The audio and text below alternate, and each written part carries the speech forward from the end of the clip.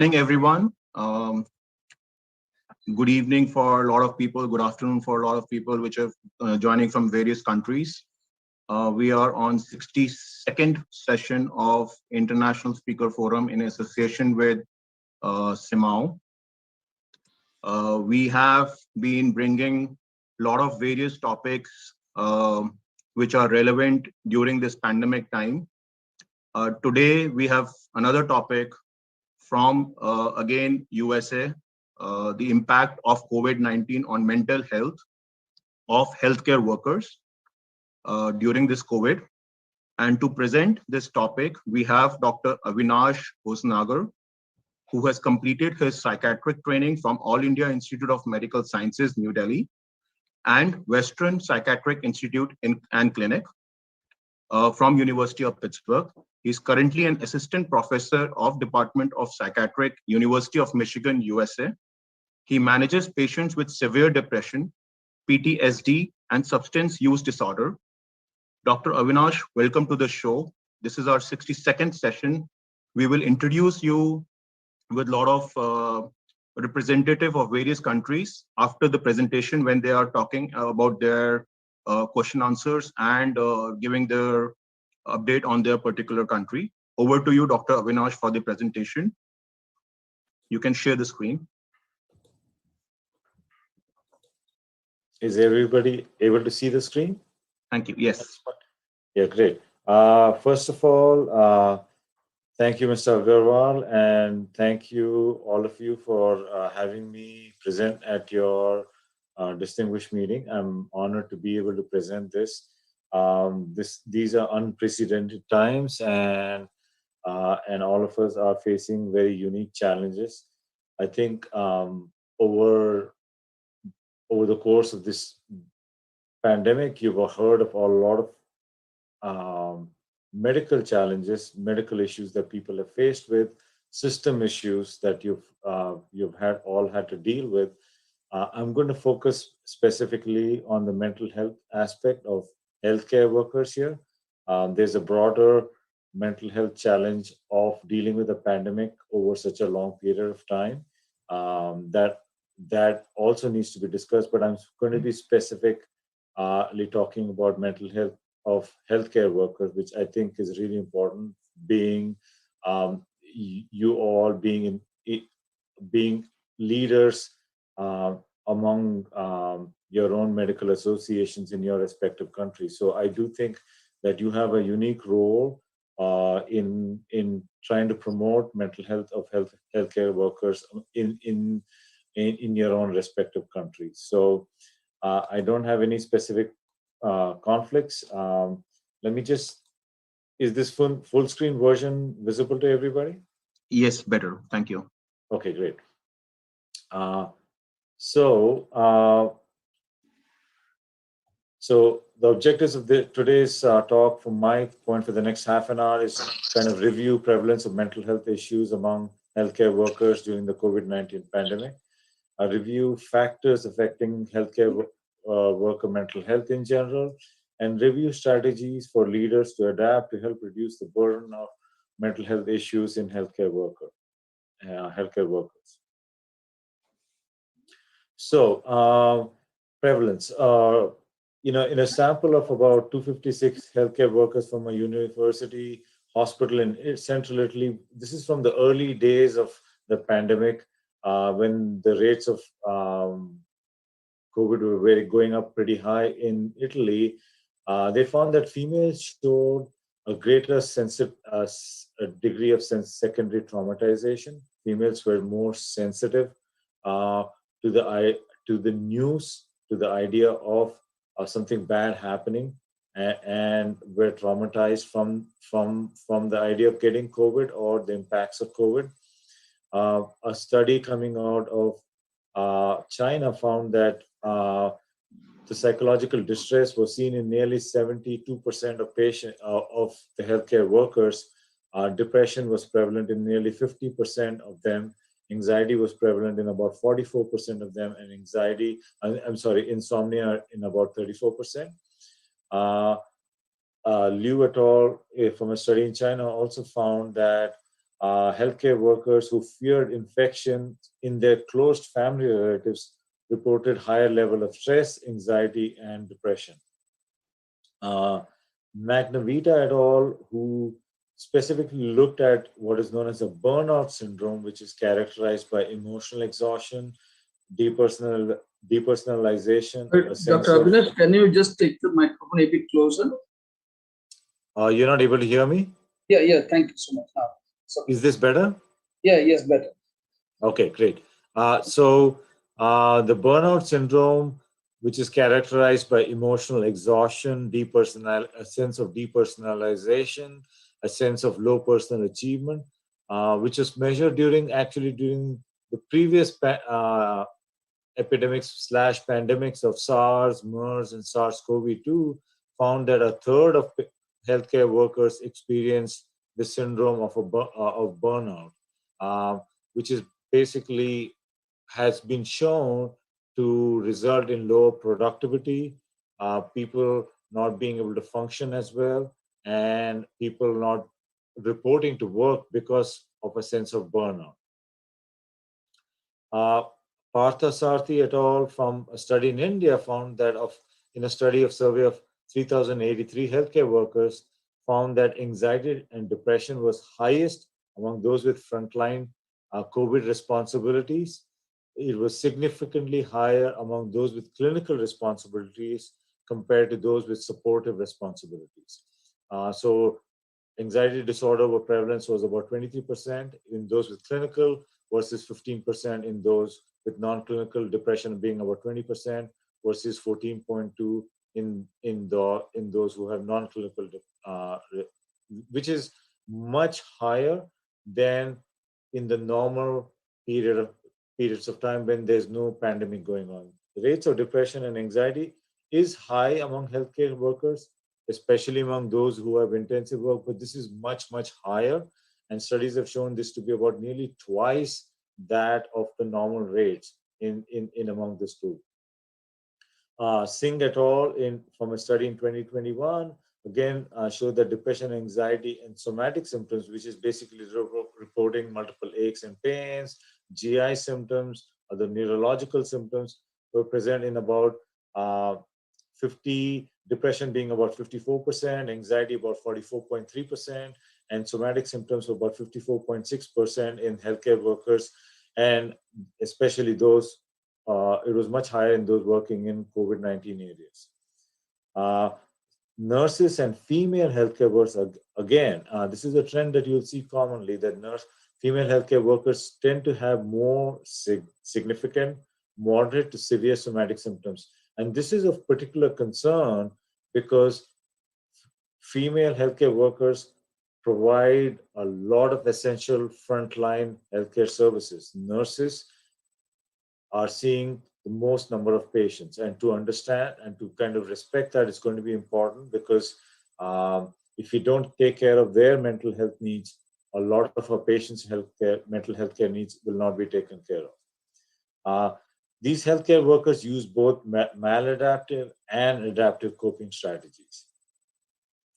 Tan et al. From a study in Singapore found this was a study done among nearly 11,200 healthcare workers, found that burnout thresholds in the areas of disengagement and exhaustions were met by nearly 80% and 75% of the respondents. That's a very, very, very high number of healthcare workers in even places like in Singapore. In those who had high depression and anxiety scores, it was found that shifts lasting more than 8 hours being redeployed were significantly associated with higher mean depression and anxiety scores.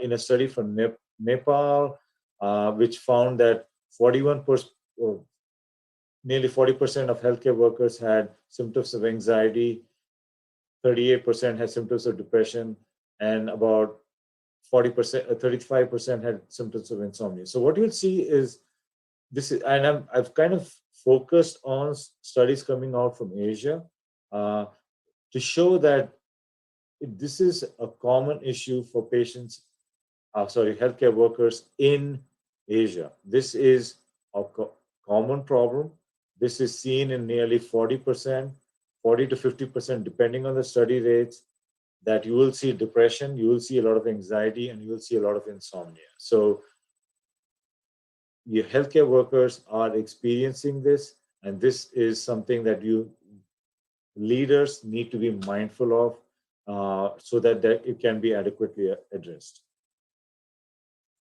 A systematic review, which is the largest kind of study in the field right now, they found that that prevalence rate was about 23% and anxiety was about 22%. Again, this is just from across all different studies from 13 studies that they looked at.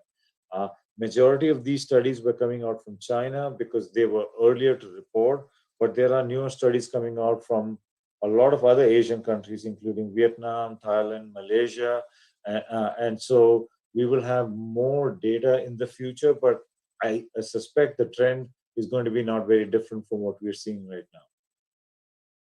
So what are the mental health factors? What are the things that we need to think about in terms of psychological responses during a disaster, during a pandemic? And these kind of hold true. And so some of these models are based on disaster psychiatry.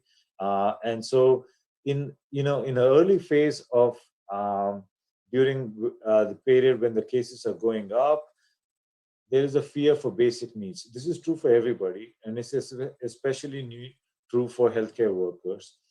As we plateau, there's an uncertainty of how things will evolve. And then when things start coming down, we feel better, but there's a whole lot of processing that needs to happen of that traumatic experience that people have experienced during the period of stress, during this acute rise in numbers. Sorry. People go through these emotional highs and lows during the early period. This is a Johns Hopkins model, which talks about this early period when there is the impact and there is a lot of heroism. People step up. There's a resilience. There's a honeymoon period. Community comes together. But as the pandemic goes on, as it stretches on and on, a period of disillusionment comes in. This is when the emotional lows happen. There are ups and downs.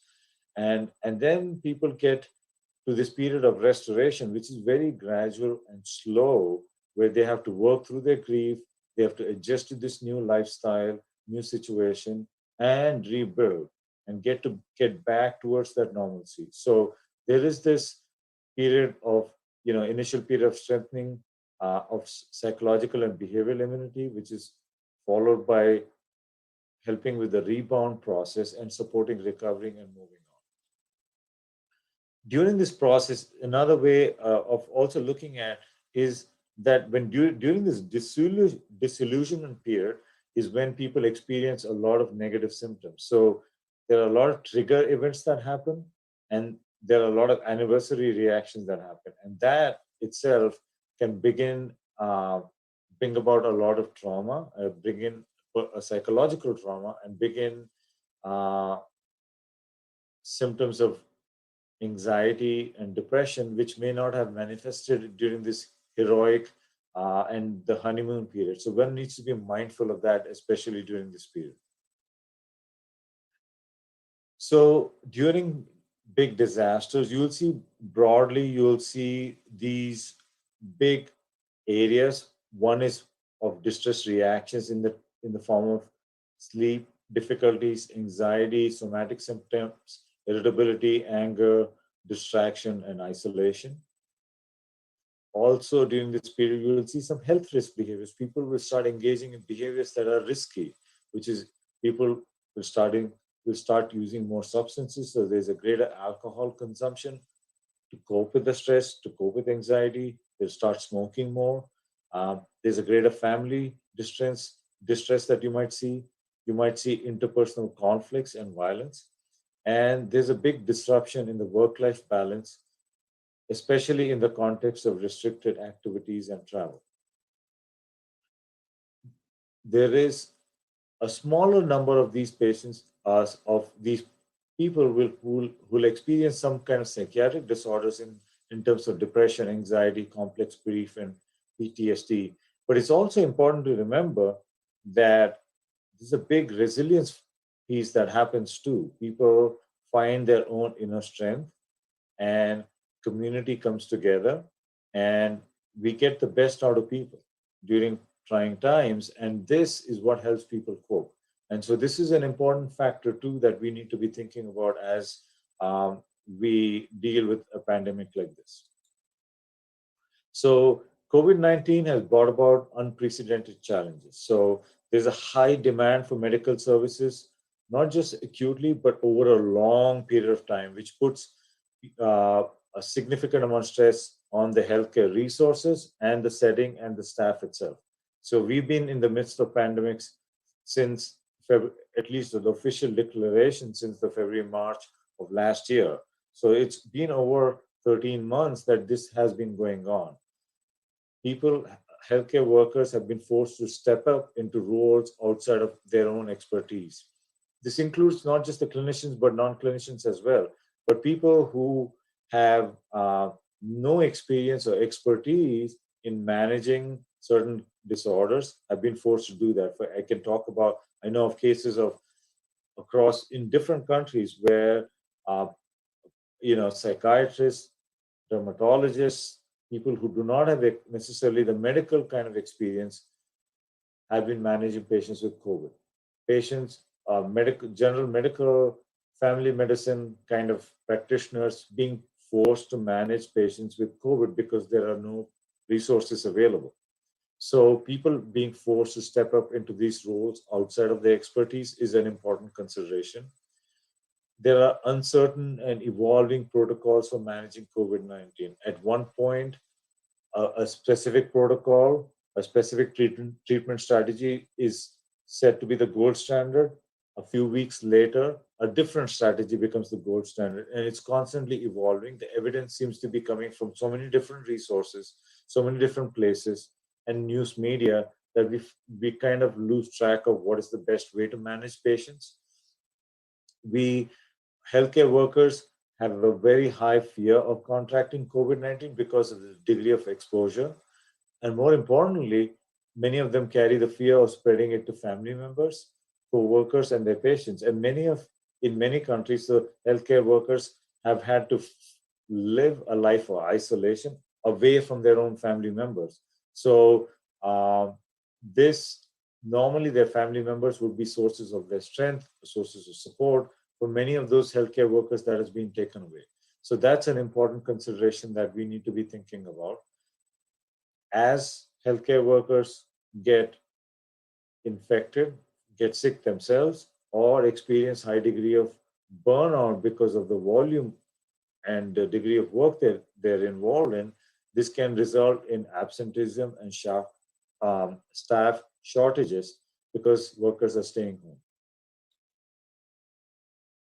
When healthcare workers have been surveyed on their sources of anxiety, they identified these main sources of anxiety. Having access to the right kind of PPE, that is personal protective equipment, which may not be available all the time, may not be, most Asian countries are developing, and so they maybe have limited resources to PPE, and so that is a big issue for healthcare workers. Exposure to COVID-19 at work and taking this infection back to their home, to their families. Last, the lack of fast access to testing if they did develop COVID-19 symptoms, and uncertainty whether, uncertainty whether their organization will support and take care of their own needs, and more importantly, their family needs if they were to develop some kind of infection. Support for transportation, food, and other personal and family needs as work hours and demands increase. Access to childcare when extra working hours are involved. Having the right skill set if sent to work in a new area, such as a floor nurse who's sent to work in an intensive care unit, and lack of access to up-to-date information on management of this illness and communication about it. So the APA experts on the principles of disaster management has suggested, which is the American Psychiatric Association's expert committee has suggested that it's important to recognize that exposure to death, especially when it's in high volumes, it's important to recognize that this is an extreme stressor for healthcare workers. Healthcare workers face challenges of workers with less experience in intensive settings, inadequate base of treatment, as we just talked about, insufficient resources, including lack of optimal self-protection, which you talked about, obstacles to meaningful connections with patients, where their interactions with patients become so brief that the basic doctor-patient relationship may be lost, and decreased access to the healthcare worker support system, such as families. So one of the things that has been advised is to apply this principle of a psychological first aid among healthcare workers, which is to promote a sense of safety as best as possible, that making sure that healthcare workers feel safe, helping them use self-calming techniques, and this we can get into a little bit more in during the discussion. Promote basic self-care like food, hydration, rest periods, sleep, and exercise. During the midst of a pandemic, as we are seeing the high volume, it's very easy to forget about our own self. We all hear about this in the airplane, that before you put on a mask for someone else, if there's a oxygen pressure drop, you need to put on oxygen mask for yourself first before you put it on for someone else. This is very important for healthcare workers to realize that they need to take care of their own food, hydration, rest period, sleep proactively during this pandemic, so that they can help not only themselves but others as well. Unfortunately, during the midst of stress, it's very easy to forget some of these basic things. The other thing that's shown to be helpful is encourage use of prior helpful coping mechanisms. So things that have helped you in the past, thinking about them and utilizing them during these periods of stress. Access to stress reduction resources like online resources like yoga apps and other things can be helpful. Creating a sense of team and connection between team members. There's a very high tendency to feel stressed and not talk to others and feel overwhelmed. But a team cohesion and talking to other team members actually helps bond and helps team members work better. So encouraging some of that is something that leadership should be actively be involved in. Providing social supports, helping support self-efficacy, and then identifying and monitoring those in high distress to get appropriate additional mental health team support for these folks would be very, very important. So how do you cope and manage? We talked a little bit about that. One of the things is very important to acknowledge is that death are occurring, and that death and challenges associated with managing death is a big concern. Stress is heightened by heavy workload, as we talked about. Inability to follow the usual routines that we are all used to, and having resource supports from family members or others is going to be important, and one needs to recognize that. And we need to help healthcare workers to acknowledge the impact by talking about these stresses and recognize and honor the efforts of all the work that the healthcare workers are doing. It's very important to recognize the healthcare efforts on a regular, periodic basis.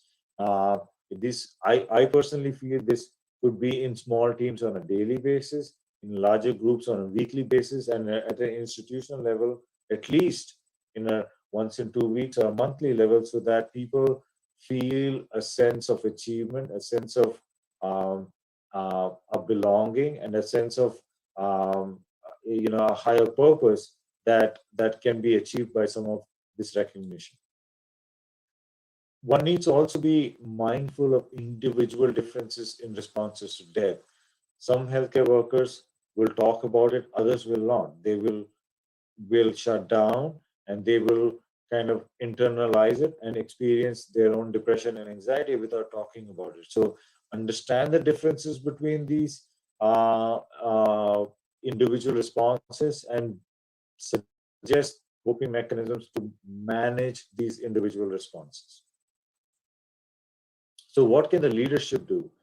So one of the things that leadership needs to do actively is to respond to the healthcare workers' needs and their concerns. So these concerns can include uh, workers without the needed personal protective equipment, workers witnessing human suffering to the extent that they have not ever witnessed before, making life and death decisions and making decisions on who should get that resource at any given point in time and who shouldn't. And that brings about such a significant moral dilemma that can affect healthcare workers for the rest of their life. So this is something that people need to recognize.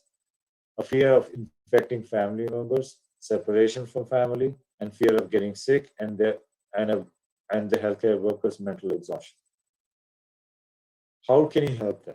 How leaders can help them with modeling behavior. So if wearing masks is an important piece, then leaders should be doing that at all times so that the rest of the team can follow that. And this is just an example. There could be other behaviors that leaders should be doing to model behaviors that can help the rest of the team.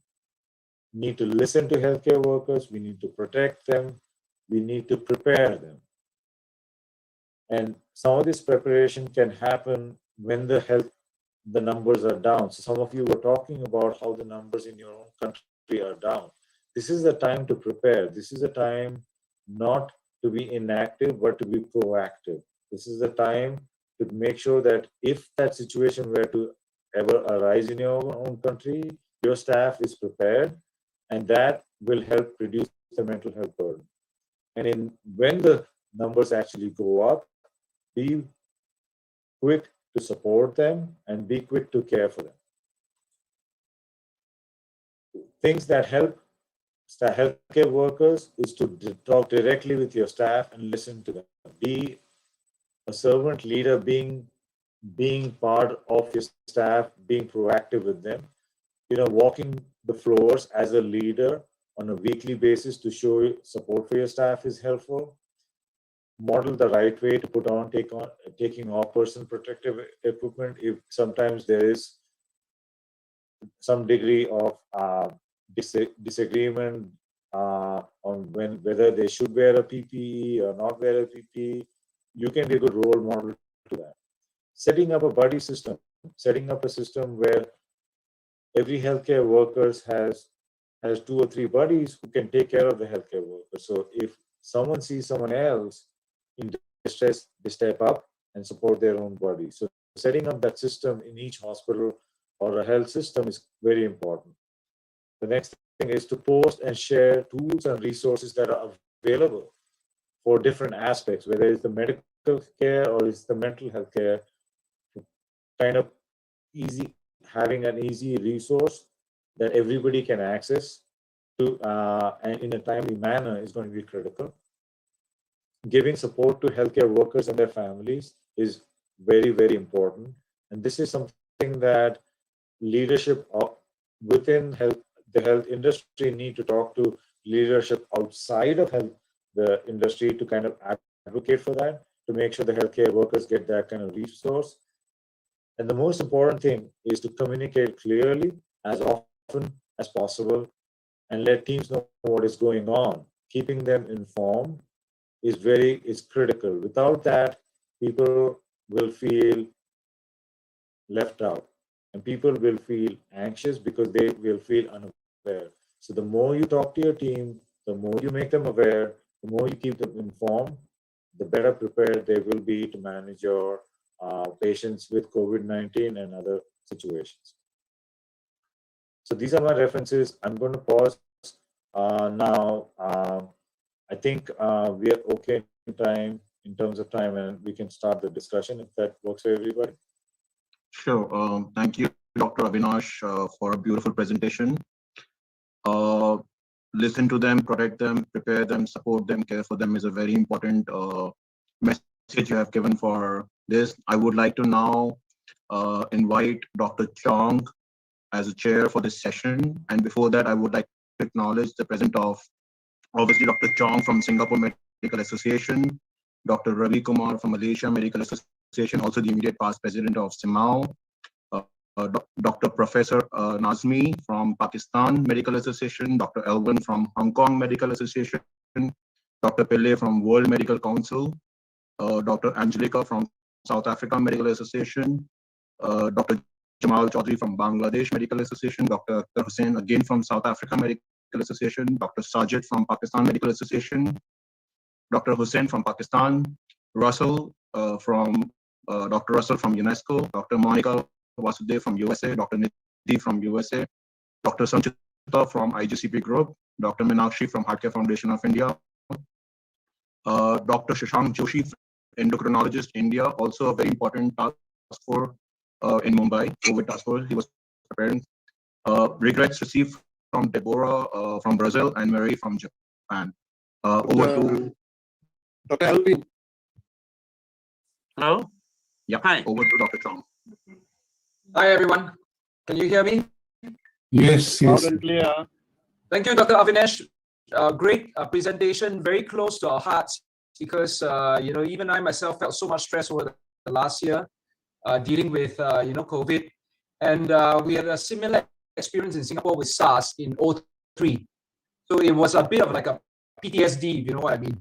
Because we had to go through it again. So perhaps I have never heard of this Singapore study that you brought up, but I think one of the reasons why the rates were so high is because we had a rerun, a rehash of 03, especially a lot of us in the senior leadership who had seen the 03. Of course, we were better prepared this time, but nevertheless, it was quite traumatic for us because the first time around was terrible. 03 was incredibly challenging, and I'm sure Elvin will tell you that as well. What happened in Hong Kong and Singapore was terrible, and we had healthcare workers perish on us.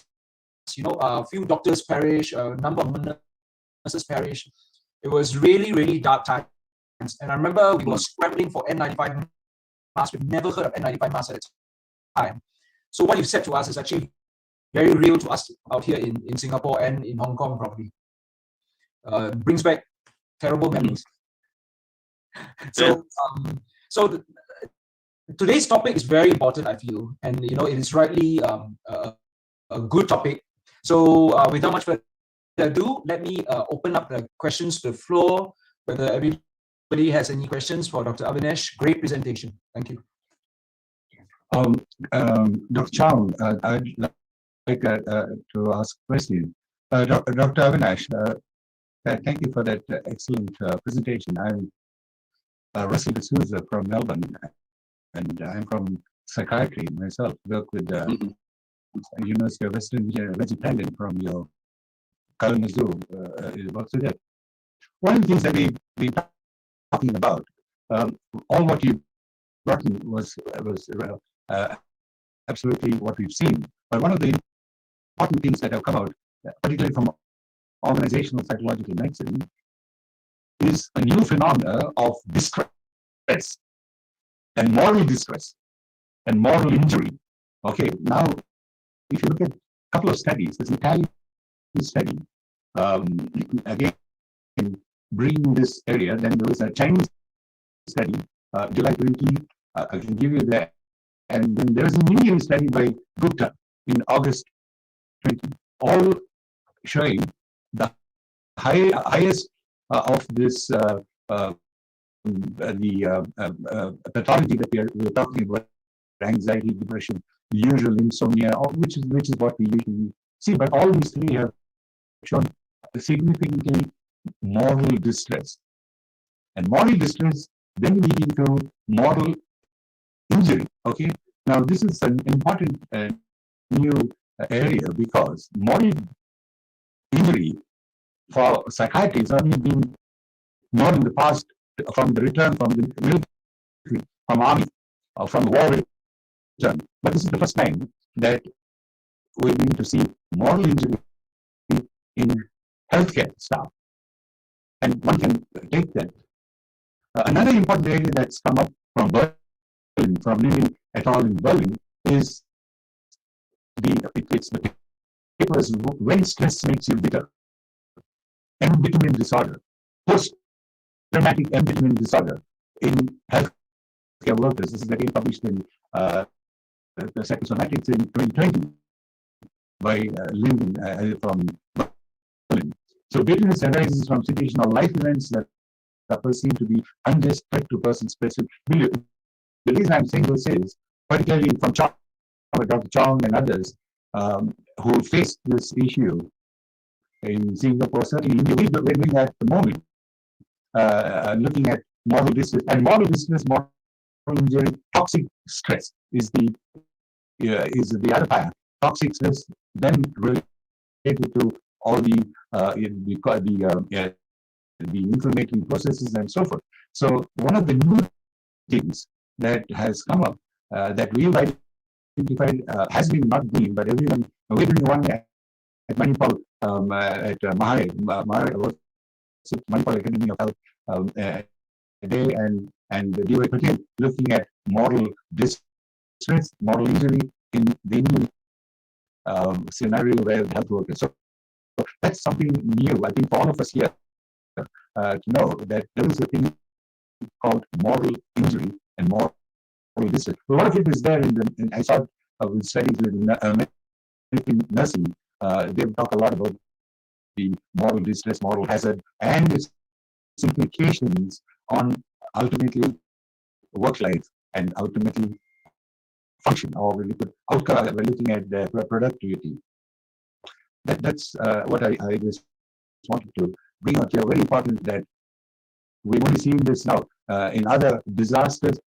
Certainly, we do see what all this what we've described, but something new has come out here, and this is the impact of moral distress, moral injury, toxic stress, and Linden's work in Germany on embitterment, becoming bitter. So the workforce getting and they call post-traumatic embitterment disorder applies to a person experiencing, witnessing, or even being directly confronting the highly traumatic events, major loss of significant others, serious illness, disability, and so forth. Thank you. I just wanted to add that to the wonderful presentation that you brought in. This sort of brings in some of the areas that we are beginning to see, and I'm sure many of us here who have been dealing with this disastrous pandemic will be able to identify this set of issues. Thank you. Thank you, Dr. Russell. Thank you, Dr. Russell. I think you bring up a very important issue. I didn't get into very specifics of the psychological distress that patients experience, but the moral injury and the moral distress and the post-traumatic embitterment phenomena that you're talking about is very true, because this is, like you said, is often an ethical internal dilemma that one faces in certain maybe life-threatening situation which service or army veterans experience when they are in war and they have to make certain decisions. We've as healthcare workers have, for most part, have had resources and have had decisions to make based on general principles of what we've been taught in medical schools and in our practice. But this is the first time where we are forced to decide, do I give this oxygen cylinder to a 45-year-old man, or should I, who came later on, but should I give it to a 70-year-old man who came here first, right? He came to the hospital first. Who gets this oxygen cylinder? Whose life do I save here? And if I do it, or if I don't do it, either way I'm wrong, right? I'm damned one way or the other. And so that brings about a significant moral injury to you when you make that decision. And that brings about the embitterment feeling that you talked about. And I think that is very a very powerful thing that all of us healthcare workers are experiencing. We've talked about that in the past in psychoanalysis in the past, but this is a phenomenon that we are becoming more aware of as we are experiencing this.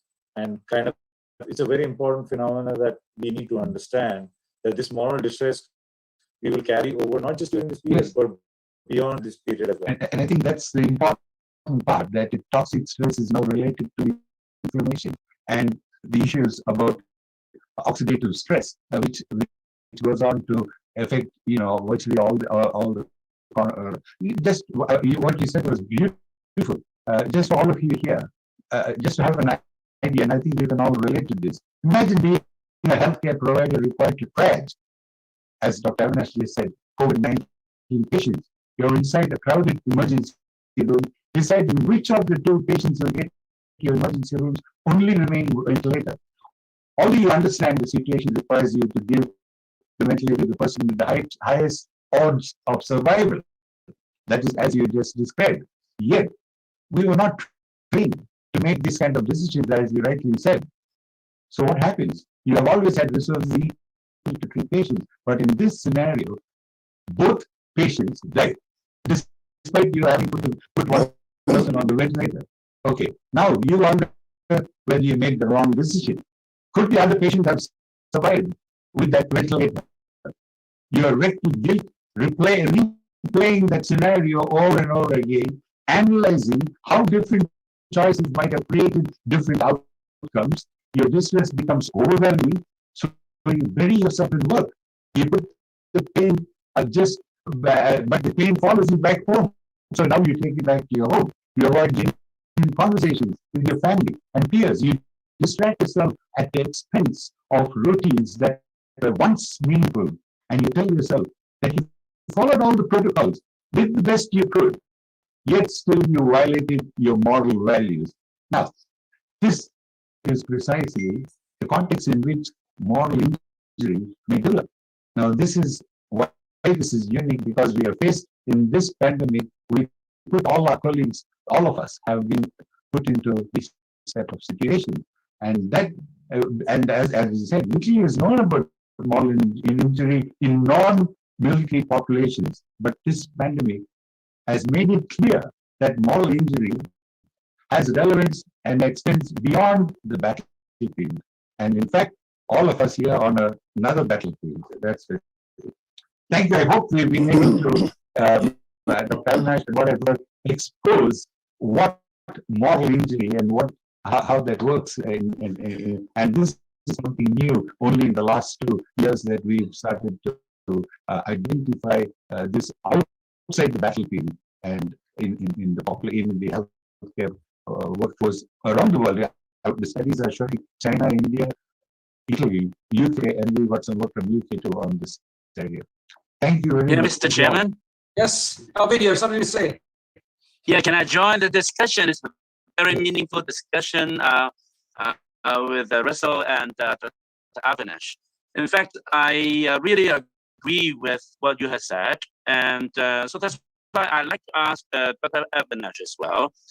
Are there studies that have separated the objects as nurses and doctors? What I mean is, in fact, from the, say, moral injury or the things, doctors are the ones who more often have to make the decisions. We have to make the choice whether nurses will have to follow our instructions. They might have less trauma in making their own decisions when it's the doctors who has to make the decisions. Very often, the nurses have to ask the doctor, what should I do? And what should we make the decision? And we have to give our advice. So I think in my past days in the hospitals, working in the hospitals, we often are looked upon by the other healthcare workers. And then we have to really stand up, lift our heads and say something. But then we have to be responsible. And I think we are vulnerable to the toxic effects of such moral, stress and injury. So I just wonder, in the presentation, Dr. Avinash, most of the studies seem to be studying on healthcare workers. not really just doctors? Are there studies just focusing on the effects on doctors? This is a first question. And the second question is, well, in your last second slide is on coping with these situations. Can you please later on show the slide again? You just flash it, you know. And I think in real life situation, leadership, how we should, those principles are very important. And but facing the real life situation, how are we going to make those choices and the decisions with the decision making? What I mean is our personality differs. Different people have different personalities in the background, and that would make us, some people like surgeons, they would make decisions much faster. You know, internal medicine, pediatricians have to think over and over and make the decisions. All right, these are different personalities, but in the real life situation, like in those hospital laws, lack of oxygen masks and syringes, we have to make very brisk, prompt, and instantaneous decisions. So different personalities might give us different problems. So are there studies analyzing on our different personalities that would make us more vulnerable in what situations? So these are my two questions. Thank you. Thank you, Abhinav. Of course, so it's also a psychiatrist. Of course, you also have studied on many of spiritual aspects of how to deal with these situations. I don't know whether there are also such the studies as well. When you look at what's available, I was looking at a couple of things. Treatment programs promoting early intervention, as I said, developing tailored interventions, but they've shown some work on acceptance and commitment therapy for mortal injury. Boards in 1920 and Farnsworth took their account studies.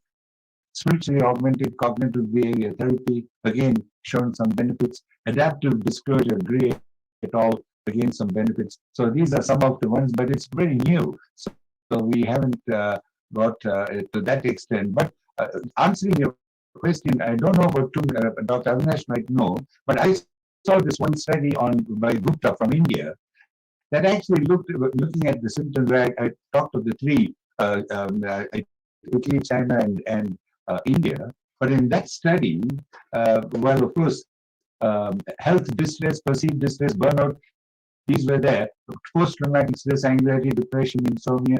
Perceived stigma was the only one in the Indian study. The other two studies didn't have stigma, but the Indian study, a Gupta study in August 2020, talked about stigma, and in that study they showed nurses were the most common population of the study, followed by doctors. This is the Indian study from Gupta. That's the only one I've seen, but Dr. Avinash might have other to differentiate between the different disciplines of healthcare providers. Thank you, Dr. D'Souza. Dr. Abhinav, maybe you want to answer Alvin's questions? Yeah, so thank you, Dr. Alvin, for your question. So first of all, most of these studies have been carried out in general healthcare workers. They have done some subgroup analysis among doctors, nurses, and other ancillary support staff. So while the data, the most robust data is actually among the nursing group, more than the doctors. There's a nursing group. Most of the data that we have is actually in that group. Unfortunately, we don't have that data based on specific specialties, like you talked about surgeries versus internal medicine, which is, you're right, in terms of a mindset, a surgeon needs to make quick decision. In the ICU, intensivist will need to make quick decision versus someone else, a nephrologist in a non-critical situation will make a more thoughtful decision. But I think the important thing to remember is, no matter what we do, we as healthcare workers, especially physicians, take on far greater responsibility, or have a sense of far greater responsibility, or feel that we have far greater control over situations than we actually have. And so we take far greater ownership, and therefore we bring on far greater moral injury. So, and this is the more decisions you make, I think the more moral injury you are going to experience. So you're right in the sense that a nurse may not have the same degree of moral injury kind of experiences that an intensivist or a surgeon or anyone else might make, but a nurse may have a different kind of anxiety being in the room with the patient more number of hours than a physician is. Physician is in and out of the room, so they have greater exposure to the virus, right? And so the greater chances of getting infected. So their fears are different and their anxieties are different than the moral injury kind of anxiety. So all of us experience, as healthcare workers, experience that, but in a different domain, but it all adds up because a nurse's anxiety will lead to that burnout. A physician's moral injury will also lead to that burnout. Ultimately, all of that will result in poor productivity. So, in a sense, we have to recognize this across the board. Yes, as physicians, we are faced with some unique challenges in terms of decision making because we are the team leaders. People look up to us for decision making. And therefore, that makes a big difference in terms of challenges. So in terms of studies themselves, there are very few studies which have identified specifically looking in physicians.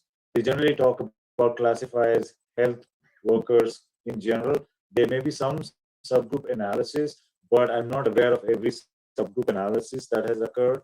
To kind of answer your question specifically in terms of numbers, like I said before, greater number of studies done with nurses and other healthcare workers, just because it's easier when you survey out, there are far greater nurses than number of physicians available. So then their number of responses is going to be much, much greater, right?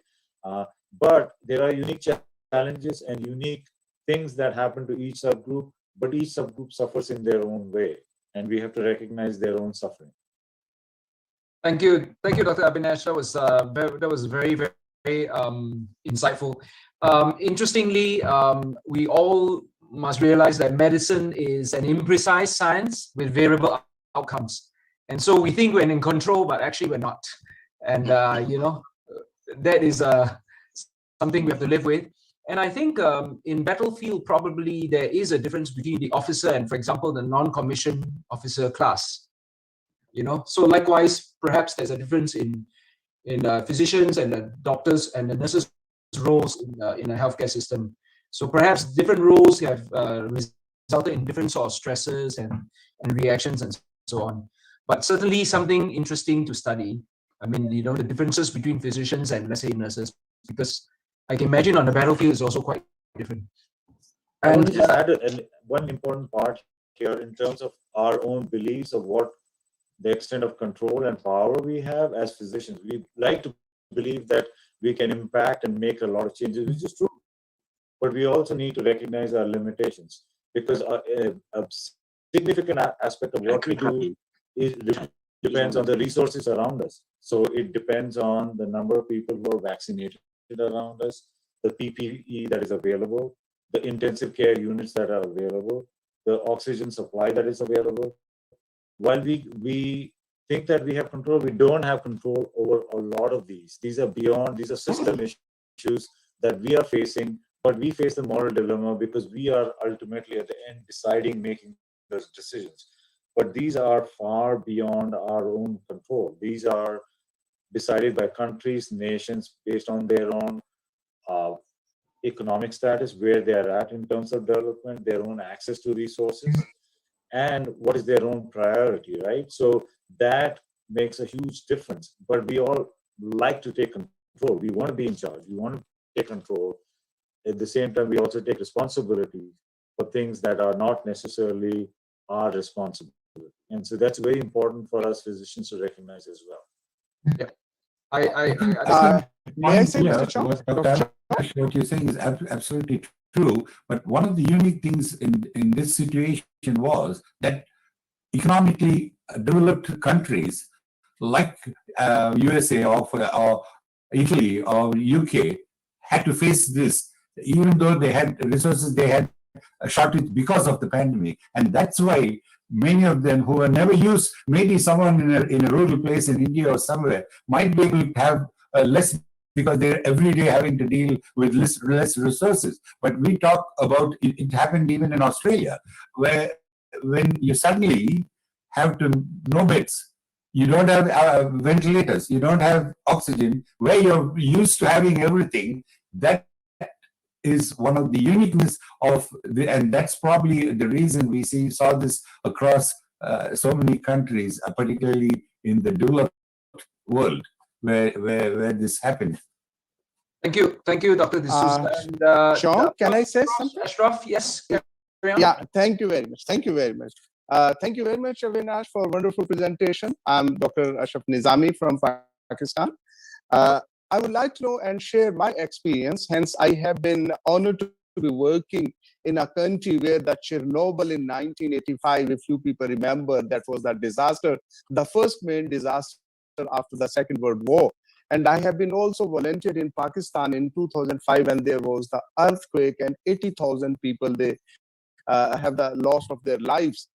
One thing which I understood, I'm orthopedic surgeon by profession, so you can understand that what the team work and the captain of the team can decide about all that. And having the team from Lahore to the places over there, about 100 and plus health workers supporting in the earthquake in 2005, what I got and understood and learned from all these health professionals, stress syndrome, that maximum threshold, it is in between 7 to 10 days. And we make a routine that the health workers who were serving at the earthquake place, we used to change them, shift them after 7 days and so on. Here the same in COVID-19, I believe it is more disastrous than any war what we have faced over here. And with all my respect to Professor Russell, I believe it is not about the have and have-nots. It is about the question of the health system. But my belief is that the COVID-19 has not destroyed the health system. I believe it has exposed the destroyed health system, to my understanding, what I believe. And I have a firm belief on it. My question to Avinash, with all my input and so, did you find any impact of burnout syndrome on family or population, if any study or your personal experience about it? Thank you very much. Thanks, Prof. Ashraf. And I think you made a very good point here, Prof, is that the moral injury is worsened when the healthcare system is overwhelmed. So all the things that politicians and society had to do was to prevent the healthcare system from being overwhelmed. But once it was overwhelmed, the moral injury was massive. And that's why we didn't have much control over the situation, if you know what I mean. Because it was the politicians and the leadership of the countries that usually decided and ended up with such a situation. So unfortunately, we were at the receiving end of the stick. I welcome any other questions for Dr. Avinash and Dr. D'Souza. So, Dr. Nizami, I just want to take a minute to kind of, first of all, acknowledge what you did in back then, your efforts in 2005. That is something to be acknowledged in this group, if not in India forum. So thank you for what you did back then for all the people. It was a huge humanitarian crisis, and thank you for stepping up and doing what you did. So just going back to your specific questions, if you can just repeat that question again for me, what was that you asked? Thank you very much, Avinash. I just asked about it, that the impact of this burnout syndrome upon the family or the society. If you have any studies about that. Thank you. Yeah, so unfortunately, we have no specific studies that I'm aware of that have looked at burnout syndrome and its impact on family members and the rest of the society. But in terms of this COVID-19 specific situation, but there is enough study about burnout syndrome and impact on work and productivity for hospital system, and therefore its overall morbidity and impact, the economic impact and general impact on the health system that we know very well. So burnout system results in a smaller workforce, It results in people choosing careers that they may not have. It results in people choosing other profession outside of medicine that they tend to value more than they would have otherwise. And it leads to less uh, less I'm trying to figure out that less uh, productivity in the work on a day-to-day basis. So all of these have impact in the number of patients we see, the quality of healthcare we provide, and the outcome on these patients. So there's a huge economic impact of this burnout, and this is where there are there are a lot of studies on that. There is impact of burnout on mental health of the individual. That is well studied as well, and that's immense. What we don't have is a specific study looking at impact of burnout and family member impact with COVID, or in terms of overall productivity. So just to give you a general sense of what burnout field looks like. Thank you. Thank you. Can I ask the question? Yes, Dr. Bukhari. Oh, thank you very much. I'm Professor Bukhari. In continuation of Professor Nizami, he is our leader in PMA, no doubt. The same experience that I felt last year when we started, I am pathologist basically. When we started the COVID lab, it was very difficult to take the sample. And I myself was afraid that nobody was going to take I was the first person to take the sample from the nasopharyngeal swab, and you cannot imagine what was my condition. Anyhow, basically, this mental health problem was created by the media. And one thing. Second thing was the COVID was just a new thing, and we all were not prepared to how to face it. Like the Professor Nizami has told that the COVID has exposed our healthcare system. And the one of the difference that in Pakistan, I felt this mental health care panic was more present in the females as compared into the male. So my one suggestion and one question. My one suggestion is that in the future we may face similar type of problems like in Pakistan we faced in earthquakes and some other things. I am there living there where the Professor Nizami mentioned. I'm principal in Azad Kashmir Medical College, where the basic site of the earthquake was. So my first suggestion is that we should have conferences. We should have just like a military trainings for our healthcare workers. Especially, I see our doctors were more afraid, more panic as compared to our nurses and other paramedical staff. So this is one suggestion. Second suggestion is that my question is that, is there any difference between this panic activity in gender, or it is just a country to country difference? Dr. Abhinav? So the thing is, it is not necessarily identified by female gender. So it has been identified by different subgroups in different population. Now, majority of nurses tend to be women, but it doesn't mean that this is a situation unique to women. It is a situation that nurses experience, and that may be because of their level of education and their knowledge of medicine compared to a physician's knowledge of medicine. So I don't think it's necessarily a gender issue. It is an issue of knowledge based on where one is at in terms of their training and what they understand and how they process that information. I think that you're absolutely right that the media has a big role to play in terms of both having a responsibility Very in terms of good. kind of directing our overall well-being. Unfortunately, media will present what most people will read, or most people will kind of hear about, right? So they will sensationalize a lot of things, even if it is of low incidence, even if it has very low importance, which many of times creates panic, right?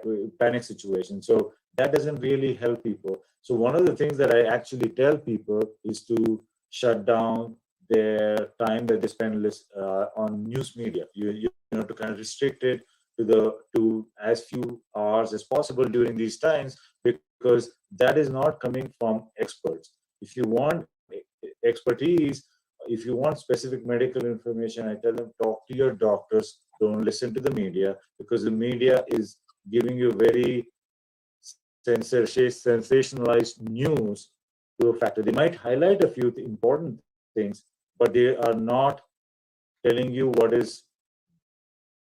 They do not have the medical sense or the knowledge to give you a nuanced understanding of what is going on, which only a medical provider can give. So, which is what I say: talk to your doctors and not to your news journalist for information. Your doctor will tell you exactly how to deal with that. And I think all of you can relate to that. You've all heard news situations which are completely out of order and make no sense to you. And when you actually read the actual information, you realize, oh, that's just 10 or even 5% of what the actual event was. And we maybe need to calm the situation down. So you're right. I think there is a responsibility for the media to kind of reduce the panic, help people cope. There's so a lot of negative news gets information, but the positive news, the resilience news, gets put in the background. I think the media should be actually talking about the resilience, talking about the good things that people are doing, because that will help people endure and manage these situations better. So that's that's generally what we see with media and how people process information and manage situations. In the same continuation of my second question was, how should we prepare our healthcare workers if such type of pandemic or such type of disaster in the future? I think if Hello. I'm sorry, there's some background noise. I hope people are able to hear me. I think so. So I think if we don't learn from this pandemic, I think we all would lose as humanity. I think we owe it to our children to have learned from this pandemic and prepare the next generation for this. I think we need to, as every single society in this world kind of needs to take note of what happened. What did we do wrong? We talked about how it exposed our health systems.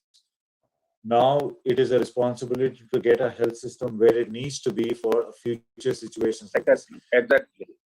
And not just the situation of an infectious disease like this, but other situations too. We have disasters happening all the time, but we pay attention to that for a short period of time and then we move to the next disaster. But we don't work on things proactively. So we owe it to ourselves to kind of get prepared, being prepared, educating, kind of running drills, mock drills to kind of deal with the situation, so that when we here in the US at least run fire drills. When we have every hospital system runs fire drills because they prepare for fire. I think every system needs to do that for eventualities like this at least once a year. What would we do? How would systems respond to disasters? What were the steps that we need to get in terms of disaster management, resources that we need in place? So this requires planning, not just from physicians, but physicians should be, if there was ever an opportunity for physicians to take center stage and demand more, it is now. For us to ask more of our leaders to provide those resources so this kind of thing never happens again. I think leaders around the world know that a single virus shut the entire world down, right? And if we don't act up now and get our act together to get the level of healthcare to the place that we need to, they will never do. And so we need to seize this moment, get more education awareness among the people, because only when they do something will our health leaders do something. So that, I think, is an important piece, I would say, that we should have learned from this situation. That's my own personal view. I don't want to say that it's from from anyone specific or any organization. That's my personal view. I want to make that very clear. I think, Avinash, thank you very much. It is not only your personal view. These are the normal standards. These are very much normal standards, and we have to abide by.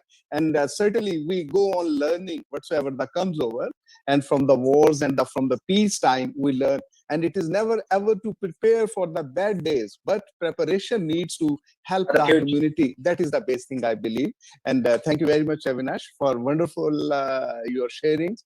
I must appreciate your efforts. Thank you.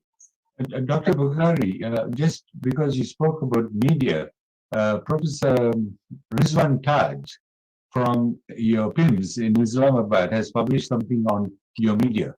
He is here from Dr. Professor Rizwan Taj. He's at PIMS in Islamabad, the dean and the head of psychiatry. He has published a paper on media and its impact and things like that. It's just for you to, since you brought that up, I thought Thank you. Yes, hello. Discussion. Yes, Dr. Sajjad. Yeah, thank you very much, Mr. Chairman. Dr. Avinash, it was very informative presentation. I must appreciate. I just second what you are talking about the media. I'm totally agree with the what you said about the media, but the problem is how can you guide the media, particularly the electronic media, and we cannot control the media because in Pakistan, and I saw in the different maybe other countries, instead of doctors, the other people are talking more about the coronavirus, like the politicians, like the other businessmen, the other people, and they are horrifying the situations. So these are to be controlled. Otherwise, this is create a more mental problems to the healthcare worker as well as the general public, and we are facing all these nowadays. Thank you very much, sir. Thank you, Dr. Sajjad. And Dr. Avinash, any response from you? Yeah. So I know there are political tones to this, and I don't want to go towards in that direction. But all I want to say is this, that I think along with our roles as physicians, we also have a role in terms of being leaders in the society because of our knowledge base, because of our experience, and based on our strengths. I think the one thing I would say as a psychiatrist is to recognize that there will be a huge mental health impact, not just for healthcare workers, but beyond that, for the whole population. If there was ever a chance for people to understand that, everybody will recognize and understand that. So this is an opportunity for us to be more advocate, to be advocates for ourselves. Spread the word. People will listen to you. This is a good moment for us in terms of getting some of this work done and advocating for resources that we need for medical care, for mental health care. I think that is important. It can be done in so many different levels. Let us all be proactive within our own medical societies, organizations, to kind of get that message going towards that well-being, a better place that we want the world to get, right? So all of us have to do a little bit and maybe step outside of our own comfort zone, our own anxieties, to get to help people in the best way possible. So that is the challenging part. Each of us has, constraints, understanding, limitations, circumstances. But what we don't have control over everything, but we do have control over some things. Absolutely, yes. Things. and let us work on things that we can control in our domains. And you'll see that as you control those little things become bigger, and there are more things you can control. And accept what you cannot control. That will help you do better in things that you can control. So I think those are the things that you want to be thinking about. Thank you very much, Abhinav. Mr. Chair, can I share one thing? John? Yeah, thank you very much. Thank you. Avinash, thank you very much. But I think the media has very much significantly important role in our societies, wherever we are. Certainly, ethics come over here, and the training and the learning that comes. Here about the medical reporting, what we have done over here in Lahore, Pakistan, we have a University of Health Sciences, and we have started a diploma for journalism, for journalists, not for medical doctors, but for the journalists, and we have enrolled over them for the medical reporting without sensation. Meanwhile, there is a protocol and all has been made there. I'm sure university must be in United States or somewhere in the developed so-called countries. You must have also over there for the person who are deal with the media and so on. So this is what in Pakistan, learning from all the things what is we are experiencing, what we have started in Pakistan, in Lahore, a diploma by the University of Health Sciences. Thank you. The same, Mr. Chair, same is here in Karachi, the university. They are doing the same thing what the Dr. Nizami said. Thank you, Dr. Sajjad. Sarab, we don't have much time, right? The next meeting is coming in. Yeah, I think the topics are going on and on, and this is a very interesting topic for everyone. Yeah. I was just thinking that we will take over the next session, but they will kill us, I would say. So I don't know if we have enough time. We can have 9 minutes. Can we have a role of media in medical sciences and such and this? We will try to cover that. We will try to cover that. I think. I'm sorry, Saurabh. Can I just say, Yes, Dr. Chaudhary. Yeah, sorry, actually, I had to go to attend the meeting, another meeting. So I just so anyhow, I'm just so far I heard actually in between I could not just join. So far I heard actually the anxiety and the depression and the mental disorders. These have been compounded by the death of their colleagues also due to COVID, because in India and in Bangladesh also we have lost a lot of our colleagues actually, the medical fraternity people. So this also actually compounded their anxiety and depression, so that they get infected, they will not get beside the policymakers and others help like this. So I think this is actually compounding their distress actually. Thank you. Thank you, Dr. Chaudhary. And yes, it's nothing like the fact that your comrades are around you that makes this grateful experience, and it's like a war. Okay, so I think today, in the interest of time, we don't have time for the country update because our next group of people are coming into the meeting shortly.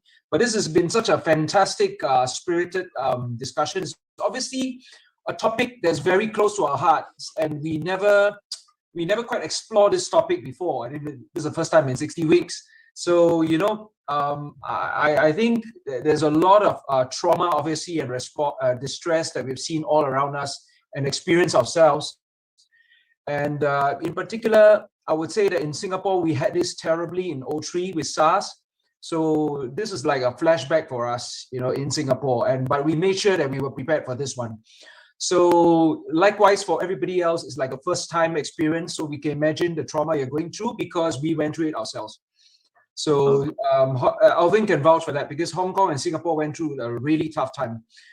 So I hear you that we have, as leaders of national medical associations, we have to make sure that we are heard, we have influence, we have the capability to push the leaderships in our countries to make sure we're well prepared for the next whatever comes our way, and not to have this, this situation, this untenable situation of moral injury happen again.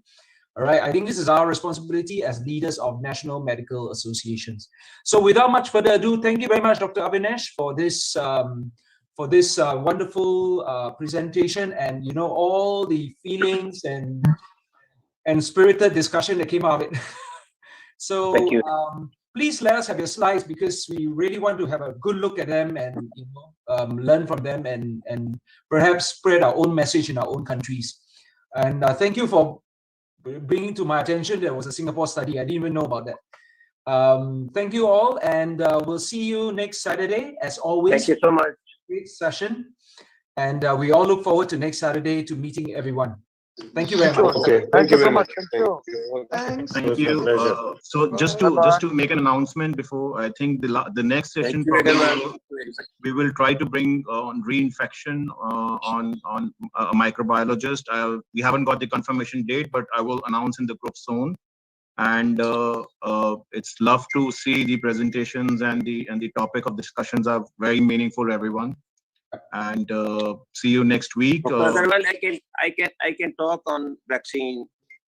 Okay, sure. We will definitely add those points over here. And Mr. Chong, I will discuss with you a lot of things offline. I think these presentations are going very well. Thank you.